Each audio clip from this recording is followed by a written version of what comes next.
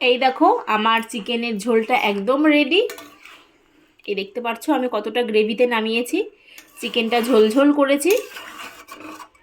তোমরা আমার এই চিকেনের রেসিপি যারা যারা জানতে চাও, এই লাল লাল তেল তেল চিকেনের ঝোলটা যারা এই রেসিপিটা জানতে চাও বা এই রেসিপিতে চিকেন রান্না করতে চাও, তারা অবশ্যই একবার আমার চ্যানেলে গিয়ে দেখবে যে এই চিকেনের রেসিপিটা আমি আগে শেয়ার করেছি। তো তাই জন্য আজকে আর নতুন করে রেসিপিটা দিলাম না, সেম প্রসেসেই আমি রান্না করেছি।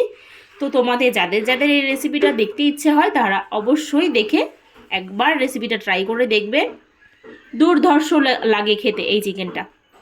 ঠিক এভাবে রান্না করবে, আমি যেভাবে রান্নাটা করেছি ঠিক সেভাবে রান্না করবে, দেখবে কত টেস্টি হয় খেতে।